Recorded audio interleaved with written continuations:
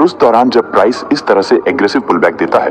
तो आपको इंतजार करना है कि जब प्राइस एग्रेसिव पुल बैक देते हुए अपने किसी resistance level, fair value gaps या फिर अपनी ट्रेंड लाइन पर आता है और यहाँ पर कोई इस तरह से upper wick rejection candle, bearish engulfing candle या फिर डोजी में से कोई कैंडल बना देता है, तो आपको इंतजार करना है कि इन कैंडल्स के बाद कोई नेक्स्ट फ्रेश रेड कैंडल बने और इन कैंडल्स के लो के नीचे क्लोजिंग कर दें, तो आप यहाँ से सेल साइड का ट्रेड प्लान कर सकते हैं।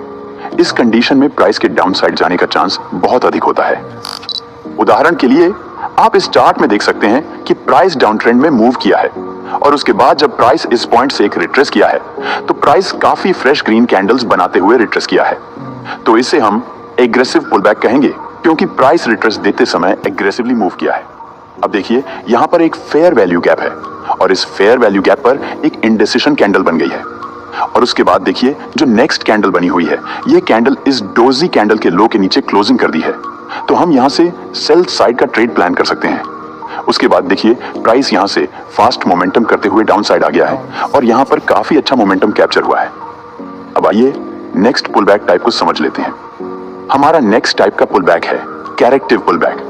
कैरेक्टिव पुल बैक एक ऐसा प्राइस मूवमेंट होता है जो ओवरऑल ट्रेंड के डायरेक्शन के ऑपोजिट होता है, लेकिन यह मूवमेंट रिलेटिवली स्लो और कंट्रोल्ड होता है।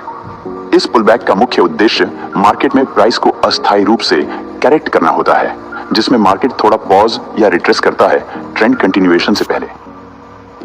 कैरेक्टिव pull back aggressive pull back के तुलना में स्लो होते हैं। इसमें प्राइस इस तरह से स्टेप बाय स्टेप मूव के साथ पुल बैक देता है या फिर प्राइस इस तरह से रेड ग्रीन स्मॉल कैंडल्स के साथ मूव करते हुए पुल बैक करता है।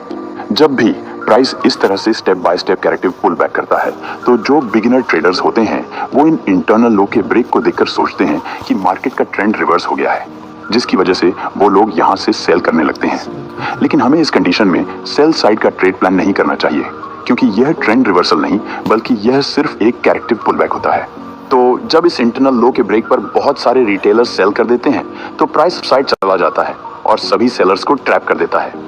कोई भी ट्रेंड कब चेंज होता है और हमें ट्रेंड चेंज को कैसे ट्रेड किया जाता है, मैं इसके बारे में मार्केट स्ट्रक्चर वाली वीडियो में बहुत अच्छे से बताया हुआ हूँ। अगर आप उस वीडियो को देख चुके हैं तो आपको जरूर पता होगा, अगर नहीं देखी है तो जरूर देख लेना।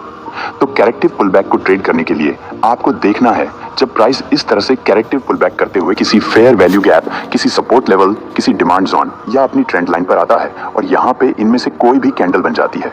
चाहे वो लोअर विक रिजेक्शन कैंडल हो, बुलिश एंगुल्फिंग, इंडिसिशन कैंडल बन जाती है,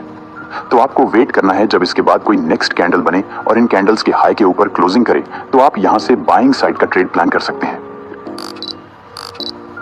उदाहरण के लिए आप इस चार्ट में देख सकते हैं कि प्राइस यहाँ पे मूव करते हुए आया है और इस पॉइंट से प्राइस अप ट्रेंड में मूव करने लगा है।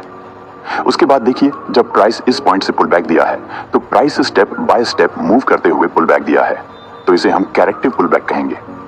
अब बहुत सारे बिगिनर रिटेलर्स यहाँ पे ट्रेंड रिवर्सल समझकर सेल कर दिए होंगे और वो अपना स्टॉप लॉस अपसाइड रख दिए होंगे।